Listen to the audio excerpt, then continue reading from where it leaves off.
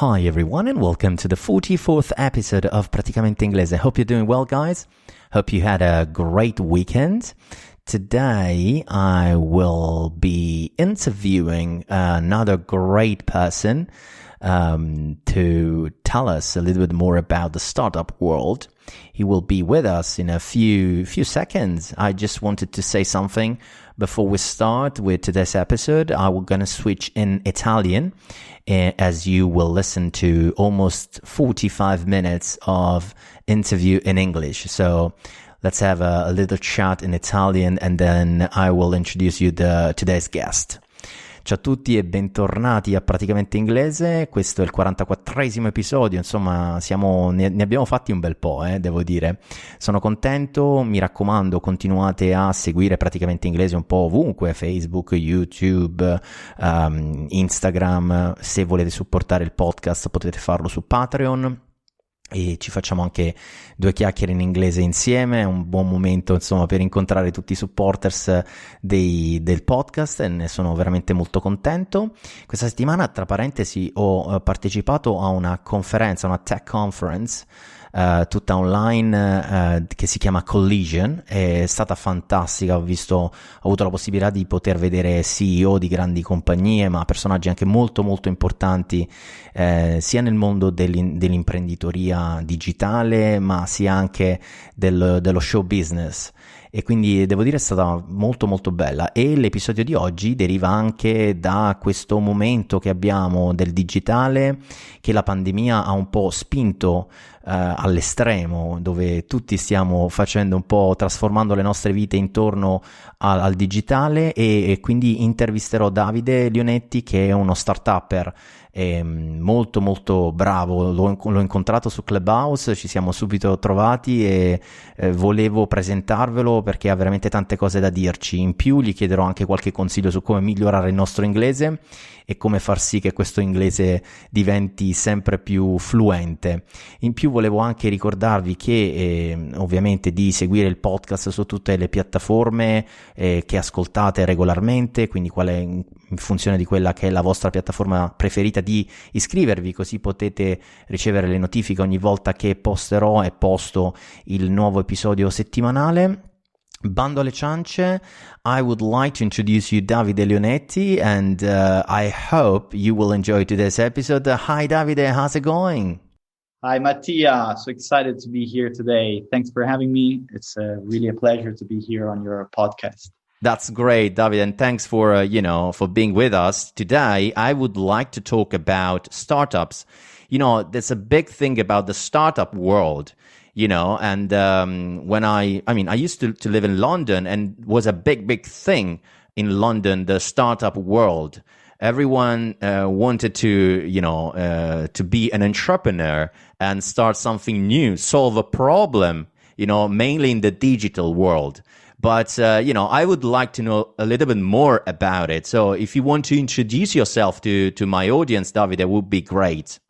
Yeah, sure, Mattia. Thanks. So I'm Davide Leonetti, and I'm the co-founder of Visafy, which is a startup headquartered in the south of Italy in the province of Bari.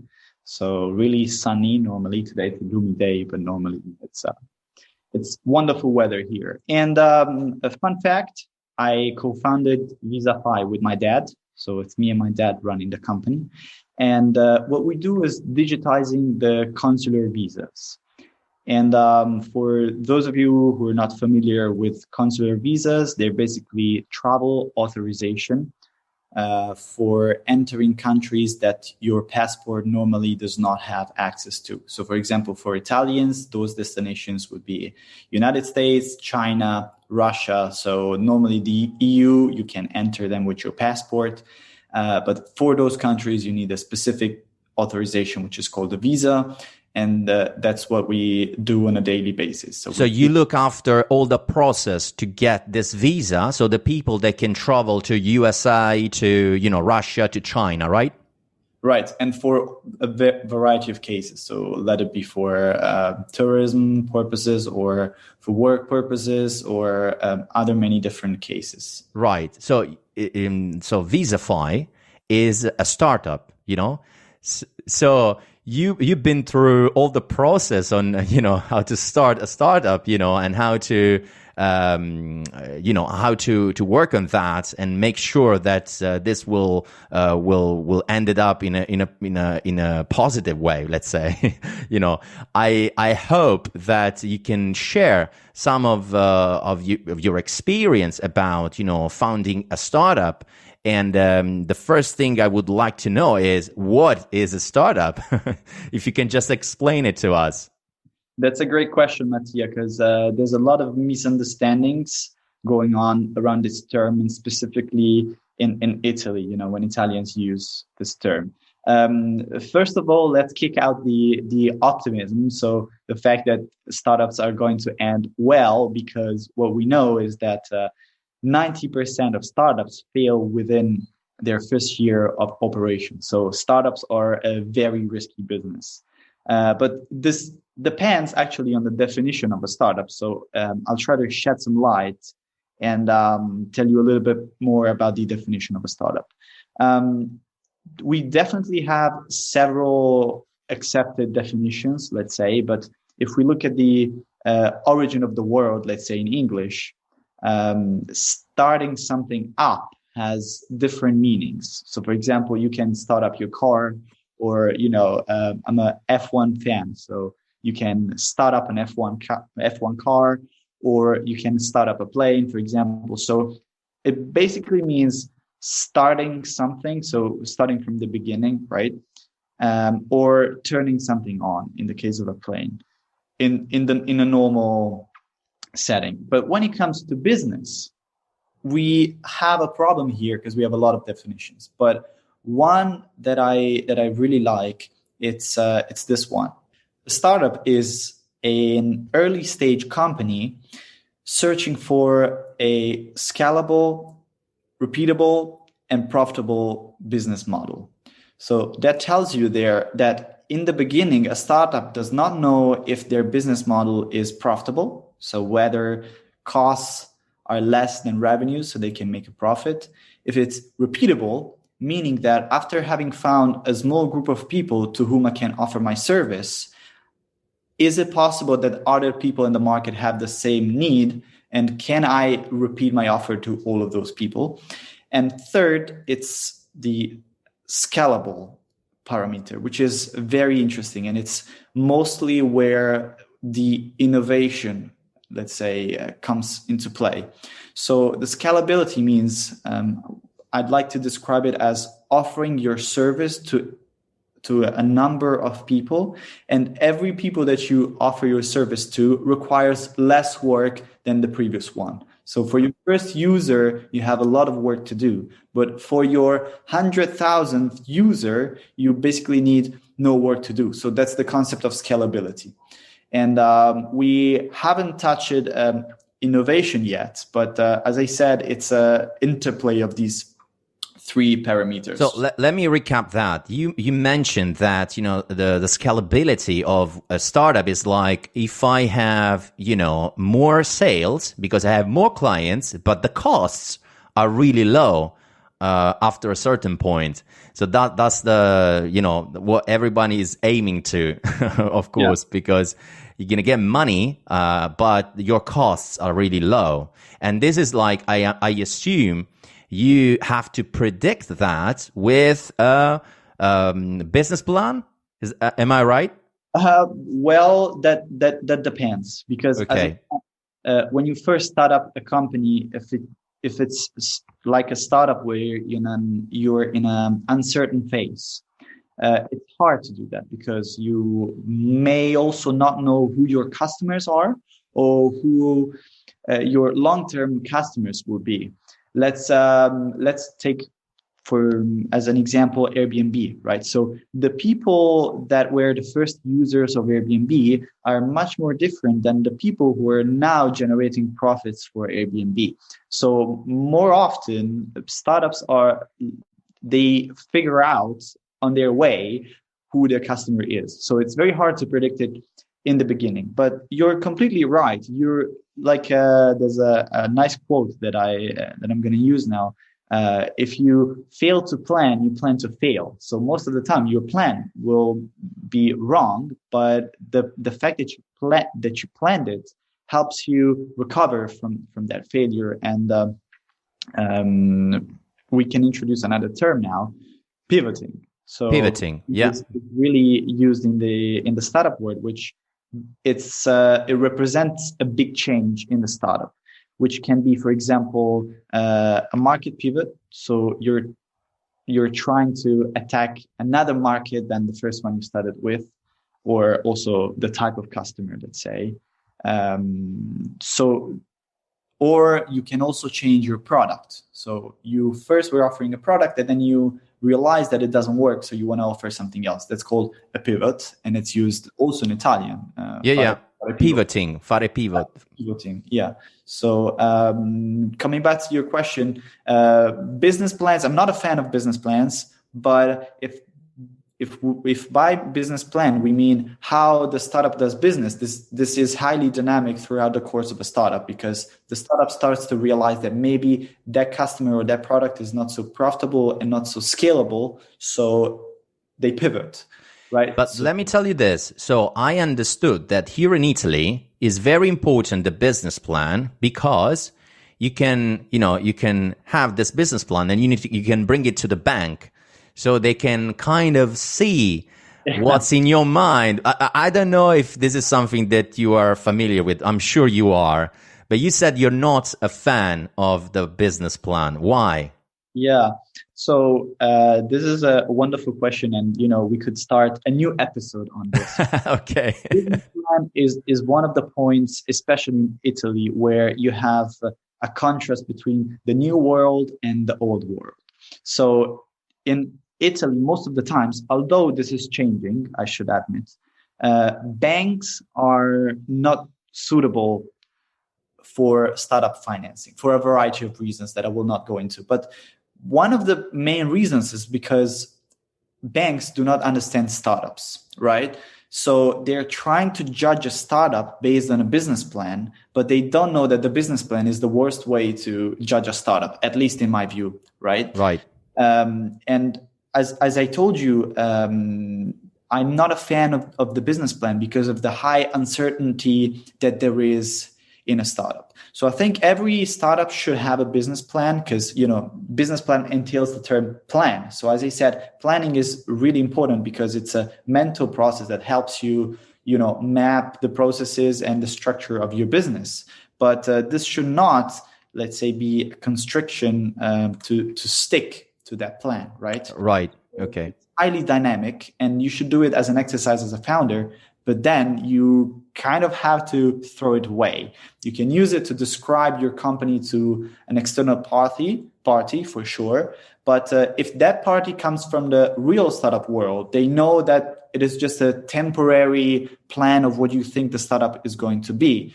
But for example, a bank, they're going to try to judge you based on that. But if your startup is so innovative and you're trying to create a new market, let's think about Facebook going to a bank, an Italian bank, and say, I want to build a social network in 2008, 2007, when Facebook was... 2004 or something like that, yeah. Yeah, that's when they founded it, but 2008 was really expanding. But they were well-founded at that point. But let's imagine 2008, in the midst of a global recession, Mark Zuckerberg, on a trip in Italy, went to a bank and said, can you please finance my startup? I'm trying to build a social network. And imagine him bringing the business plan, and the bank would be, I don't understand anything about this. Like, what's a post? What's a feed? So that's why I think it does not work, but it's changing. So banks are getting in the process of understanding startup and supporting them. But the main problem, as I said, is the risk of the startup. So banks want, in most cases, to finance those businesses that are reliable and are certain, and startups are not. So there's a mismatch between the two. So actually, you said about, the business plan, you told us about the banks and the system in Italy, which is, I think, different. It's a different system compared to California, let's say, right? Completely different, but we're getting there. And I really hope that this will be the case. My question is, so if you want to find money to fund your startup, you then need to go to an investor, an angel, and a VC, those kind of terms, you know. I don't know. I'm not clear. It's not clear to me. I don't know if you can just tell me a little bit more about, if I'm not going to a bank, then where do I have to go? Sure. Yes, it's a wonderful topic, which we can sum up with a word, which is fundraising, and we use this word in Italian as well.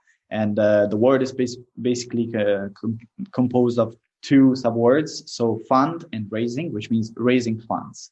And raising funds means finding money, let's put it this way, for your startup. So it's financing, basically. And it's not a new concept, because our traditional businesses already have financing, but different types of investors. So clearly, an investor is somebody who invests in your company. And in a startup, we have different types of investors for different stages of a startup. So normally you would be in what also the Italians, but mainly the Americans call early stage, which means you're in the initial phase of your startup, right? And you're probably trying to, let's put it this way. Not all startups have this standard structure that I'm going to describe, but that's the idea of a normal structure of a very innovative and scalable company. And you would have what's called a pre-seed phase, and you're trying to raise a pre-seed round. A round is basically every time you try to raise money for your company. So you have a pre-seed round, then you have a seed round, and then after that we have what's called Series A, Series B, Series C, and so on and so forth. So basically, qui la dobbiamo dire in italiano, secondo me, prima di andare avanti. Cioè, tu dici giustamente, ho bisogno di soldi, devo trovare investitori che mi diano capitali, no? E quindi c'è un pre-seed che è una prima ricerca di soldi, per intenderci. E poi ci sono tutte i vari passaggi successivi, perché man mano che cresco qualcun altro vorrà investire su quella startup. Esatto. E il concetto è questo, no? Esatto, e il concetto è questo, e ogni round, come diciamo, il round è ogni volta che si tirano su, tra virgolette, raise funds, ogni volta che si tirano su dei fondi. E ogni round ha delle caratteristiche diverse that we maybe can explain right now. So the first difference is clearly the phase of your startup. So what are your main goals at that stage? And according to that, you have different types of investors. Why is that? Mainly because of two reasons: the amount of money that you need and the amount of risk that the investor is basically needs to accept, let's say, in order to invest in that round. So when you have a pre-seed round, is basically when you have, it's, as I said, it's not a fixed structure, but that's the idea behind it. But you basically have an idea and you're just trying to see if it works. So you basically at the validation point, let's say, and you can have several types of validation. So validating means like also in the scientific method that you have an hypothesis that you want to test whether it's true or not. So you can test many different things. But mainly when we talk about validation in a startup, validation entails several types of validation. So for example, you can validate your market, your customer, your product, or even the idea or need. Let's say you have an idea, and before you even think of who your customer is going to be, you are just trying to validate and seeing if other people in the world share that same problem with you, or if you don't have it with the people that have it. So this is the idea of the pre-seed round. You're just trying to see if what you thought your startup is going to be is actually true or not. Right. And I think, Davide, another big term that I usually, when you talk about startups, I always have in my mind the term pitch. Yes. I don't know if you can tell us a little bit more. What is a pitch? What is pitching in the startup world? Yes. So a pitch.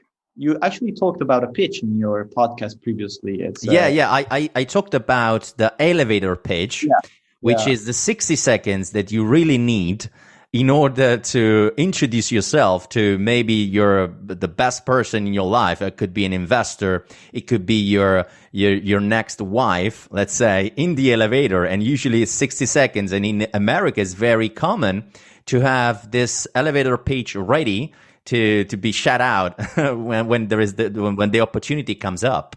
Yes. So basically the term pitch, it's a longer version of your elevator pitch. Or let's put it this way. The elevator pitch, it's the short version of your pitch. Right. Okay. And a pitch is basically a presentation of your company and all of the aspects of your company for a variety of reasons. But one of the most important scopes, and actually it suits it really well, this tool, the pitch, it's when you're trying to fundraise. So we talked before about fundraising. So you develop a pitch, which is a presentation of your company to a potential investor in order to convince him or her to invest in your company. But you can use it for a variety of cases. So, for example, you're taking part into a startup competition, and then you have to present your startup so that you can be evaluated and you can win the competition, ideally. Yeah. Or you can do the pitch, for example, also to a potential co-founder. So you say, for example, if I had an idea and I would say, hey, Mattia, I have an idea. This is my startup. Would you like to be my co-founder? Here's my pitch. I'm going to pitch it to you. And, the word pitch also became a verb in English, and actually also in Italian, because many people say picciare. Sì, picciare. Which basically means presenting something. So instead of saying I'm doing a pitch, you can say I'm pitching my company. So it became a verb. Yeah, definitely. So you kind of present everything about your startup to mainly an investor. It could be a co-founder, so someone that will share the startup path with you. So he will bring in maybe his work, his capabilities, and to help you out. I don't know, maybe you are the technical guy, and then you need someone who's doing the marketing side, the sales side of the product, no? So you join together in this startup, and you each of you will give something to the company, to the startup itself, right? Exactly. Yes, that's the idea behind it. You can use the pitch for really a lot of cases, and maybe even to a bank. If somehow you need to talk to a bank, you can use the pitch to present your company instead of a business plan. So can you tell me your pitch or something that could be, valuable because it's a real example of a pitch? Do you have something ready for us in terms of, I don't know, your own startup, let's say? Yes. So first I have a couple of general tips on the pitch, but everybody from the startup world, this will sound like common sense to them because it's a industry-wide standard, let's say, but keep your pitch short. 5 minutes. There should be more than enough. And 5 minutes, you said? Yes. 5 minutes. Okay. It depends on who you're presenting it to, because if you're presenting it to an investor and it's not the first time that you meet with an investor, he's going to ask for a more detailed pitch.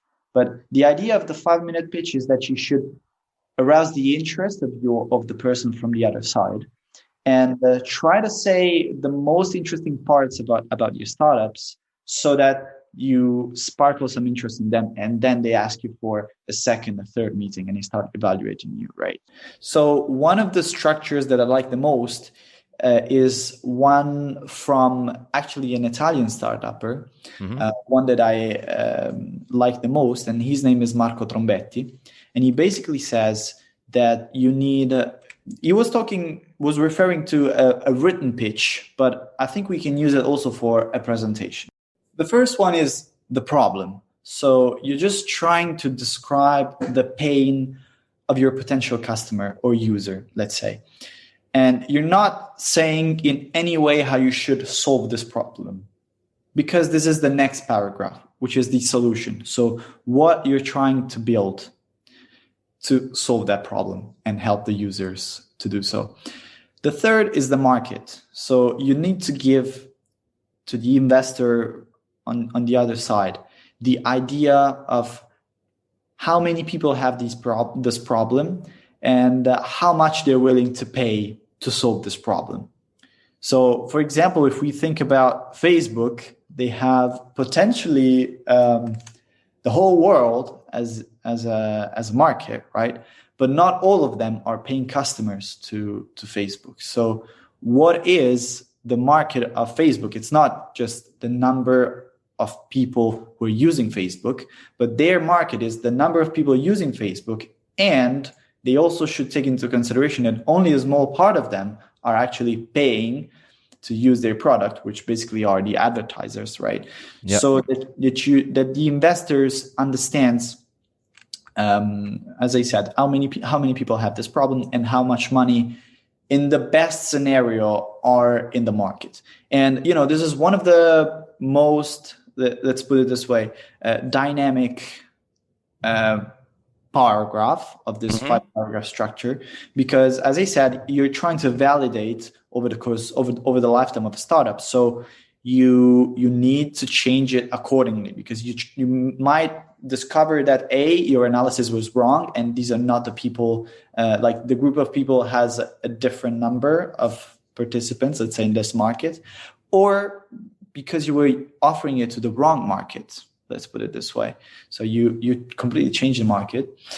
And the 4th paragraph is the traction. So you're trying to show to the investors the result of your efforts. So although you don't have a ready product, how many people signed up? Let's say if you had a landing page, how many people follow you on social media? If you have a page, for example, how many people are commenting on your post? How many people are in your community? So it does not need to be a monetary amount. So we made this much money. If you're in a pre-revenue stage, this is an interesting term. Pre-revenue means before the revenue. So revenue is when you start selling and cashing in some money. So if you're pre-revenue, that means basically that you don't have a ready product that you're able to sell. Right. So you're in a pre-revenue stage, and you cannot say how much money you made, because that would be zero. But it's not true that a startup that did not make a sale has a value of zero, let's say, because you can have many more KPIs. Well, this is another interesting term, key performance indicator, which basically means it's a fancy term to describe a number. Put it this way. So a KPI would, for example, be your followers on social media, for example. If you're trying to build a community, for example, you can say, I tried to build a community and already X people follow me on social media. So that would be a KPI. So a number that represents the result of your effort, let's say. Or you could say X people signed up for my let's say, newsletter about when the product is going to be ready, and you can use this. And this is the paragraph of traction, right? And of course, as you progress, the investor expects a different type of traction, right? So if somebody already funded you and you were not able to generate any revenue, there's a problem here. So it's also a very dynamic paragraph, because you need to change it according to the phase of your startup. Yeah. And last but not least, it's the team paragraph, because given the fact that most startups fail, given the fact that the startup changes a lot over the lifetime, the team is very important here, because you need to understand the problem that you're trying to solve, and B, have a solid expertise on how to build it, let's say. And C, last but not least, even here, you need to be ready for everything, right? That does not mean that if today your business plan or your pitch looks like this, in 20 days or in 2 years or in 5 years, it's going to be the same. But the importance is that you have a team with a variety of skills, that you can do most of the things internally, at least in the first phase. And also that they're ready to tackle everything that they're going to encounter in their life. Because, a product startup might turn into a software startup or into a service startup, let's say. So the founding team needs to be able to, let's say, sustain the shift, have a knowledge, and take good decisions, even if the core of the startup changes. Ok, guarda, mi piacerebbe ridirlo in italiano. Mi sono segnato 2 cose che hai detto, cioè mi sono segnato i 5 punti, che fondamentalmente sono quelli. Io ho un problema, la società ha un problema, c'è un problema da risolvere. Io ho trovato la soluzione. Quindi all'interno di questo pitch ti dico qual è il problema che c'è nella società o che c'è, diciamo, nel mondo del business, ok? Nel mercato. Nel mercato. Poi potrebbe anche non essere un mercato, nel senso che il mercato presuppone che qualcuno abbia trovato quel problema e lo stia già risolvendo in qualche modo, ma può essere benissimo che c'è un nuovo problema che non ha un mercato. Quindi chiaro. tu hai un'idea, vedi questa cosa che succede nel mondo e quindi dici c'è questo problema e quindi lo descrivi. Quindi diciamo nel mio pitch parto con il problema, gli dico qual è a questo fatidico investitore, qual è la mia soluzione, ok, di questa startup che come vorrà risolvere questo problema, gli spiego però ovviamente il mercato, quindi cosa c'è all'interno, cioè qual è il potenziale di clienti che sono all'interno che potrebbero essere interessati a questa soluzione di questo problema. Nel terzo paragrafo, quello sul mercato. Esatto, poi hai detto l'attraction. Esatto. E quindi devo dare consistenza, devo far capire che comunque ci sono dei KPI che io ho preso, che potrebbero essere semplicemente i follower sulla mia pagina, potrebbero essere semplicemente dei KPI che non siano letteralmente legati a una revenue o comunque a una vendita che ho già fatto di questo prodotto, perché magari è ancora in una fase in cui non sto ancora vendendo niente. E poi l'ultima è il team, cioè quindi le persone con cui sto costruendo questa startup, che hanno tutti delle diverse, diciamo, competenze, e in funzione dei loro nomi, delle loro capacità, un investitore potrebbe sentirsi più tranquillo perché già conosce determinate persone di quel team, o c'è qualcuno che all'interno del team ha già fatto qualcosa in passato che è stato di successo, eccetera, eccetera. Correggimi se la mia descrizione, diciamo, il mio recap in italiano è corretto o mi sono mangiato dei punti. Abbastanza corretto. Aggiungerei 2 piccole cose sulla traction. Possiamo introdurre un nuovo termine molto usato anche in italiano, inglese chiaramente, che è product market fit. Quindi fit, come descriviamo fit? Una compatibilità, mettiamola così, Sì? tra il prodotto che sto offrendo e il mercato. Ok? Facciamo un esempio molto assurdo, no? Dobbiamo comunicare in qualche modo, ad esempio in termini in tempo di pandemia, con delle persone anziane che sono a casa e non hanno nessun altro con loro a casa.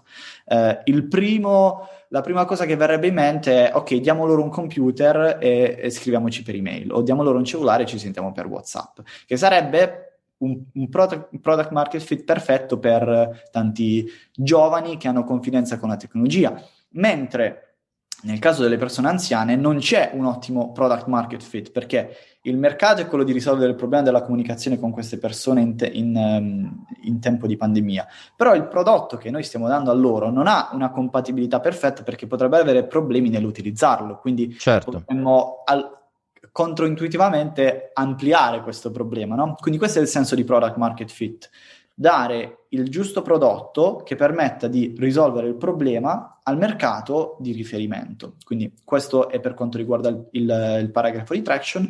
E invece per il team, quello che abbiamo detto prima in inglese, lo ripetiamo in italiano: è molto importante che il team abbia delle skills specifiche per il progetto, magari esperienza nel settore o comunque compatibilità, diciamo, tra quello che si vuole andare a realizzare, quindi il paragrafo solution, e quello che è lo skill set. Ecco, skill set, abbiamo usato skill e skill set, magari possiamo definirli. Skill sarebbero le competenze, Certo. skill set sarebbe l'insieme di competenze di ogni persona, quasi una cassetta degli attrezzi.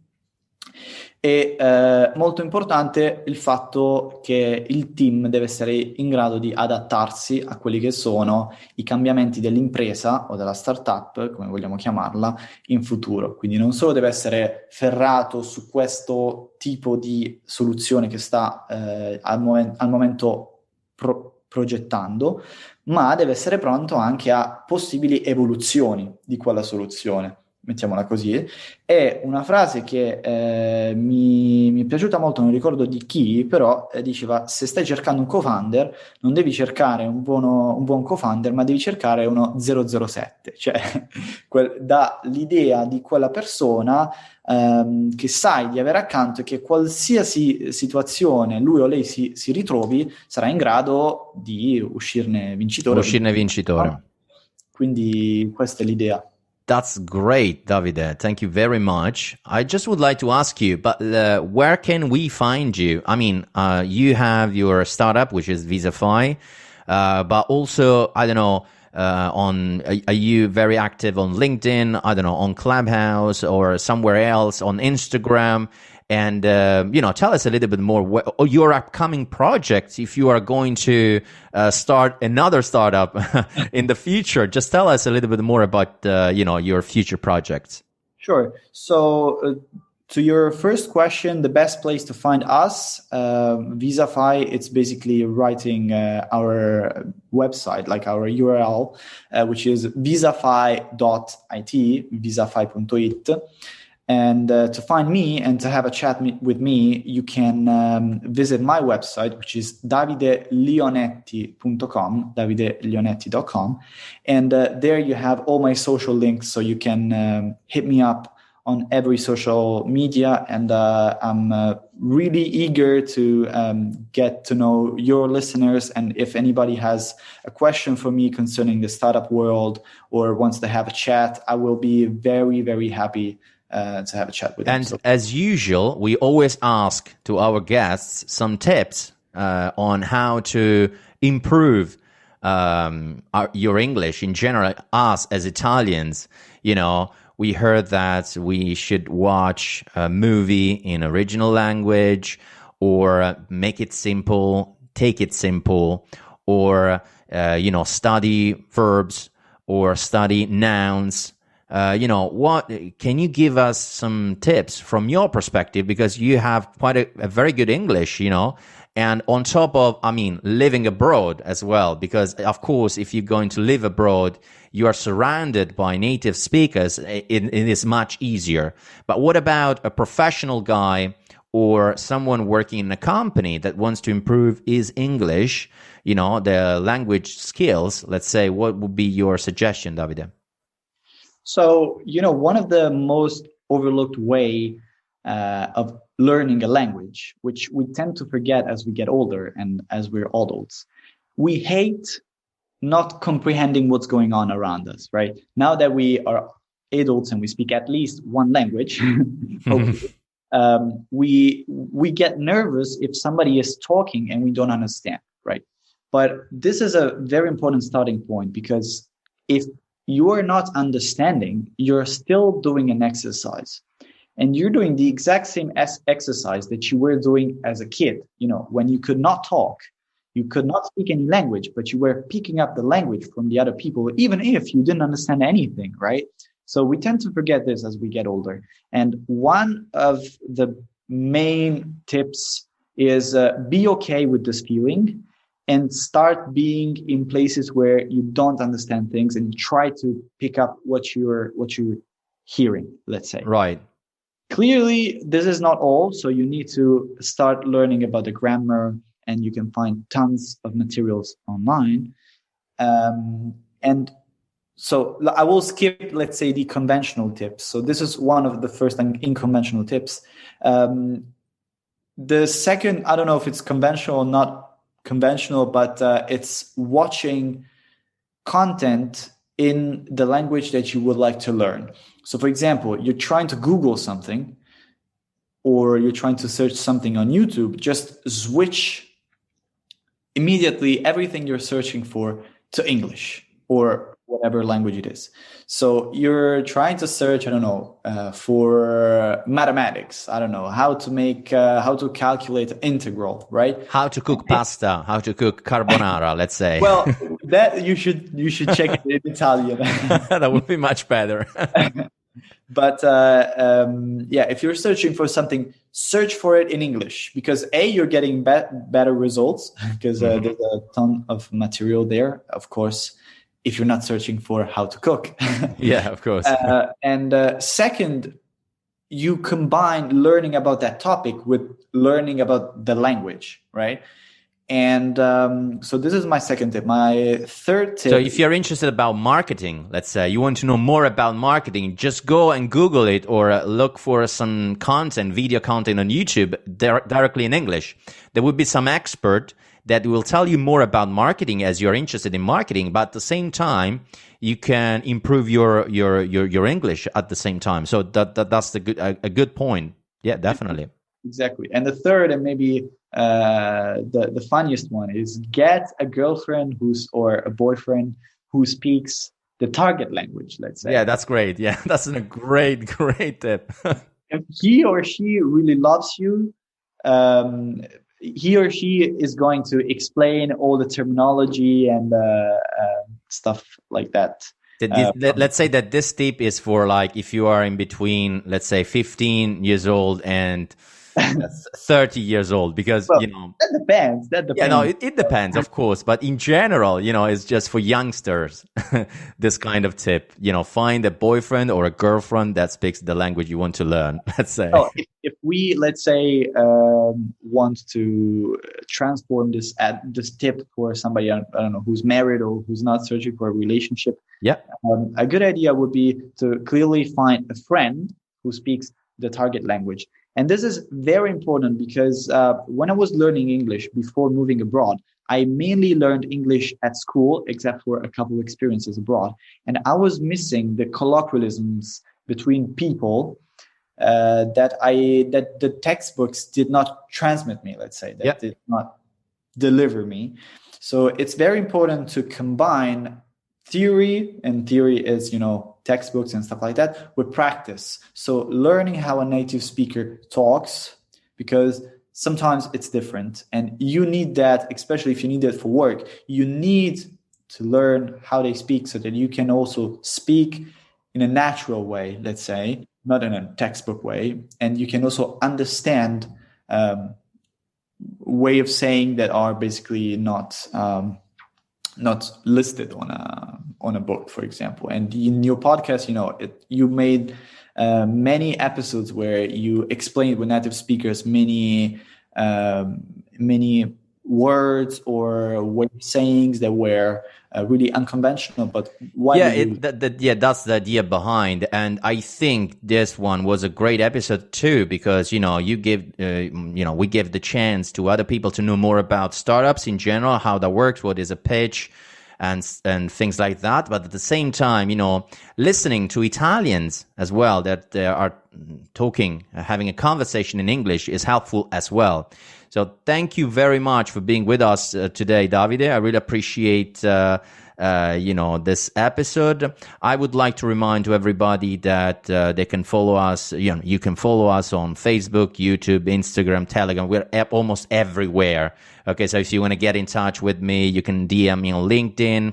We have the website praticamenteinglese.it. So we are everywhere, Davide. I have to admit that I opened, in this last year, I opened account almost everywhere, to make sure that Praticamente Inglese is on the web everywhere. Okay. That's good. Mattia, thanks a lot for having me. It was such a pleasure to have a chat with you. And as I said, if anybody wants to have a chat about startups or whatever thing I can help with, please feel free to reach me. davidelionetti.com. You find all my social links, and let's keep in touch. Thanks, that's Mattia. Great. Thank you very much, Davide. Thanks everybody for listening to today's episode. Have a great week ahead, and I'll see you in the next episode. Bye bye. Ciao, Davide. Ciao Mattia. Segui i podcast di Voice sulla tua app di podcast preferita. E se sei un utente Prime, ascoltalo senza pubblicità su Amazon Music.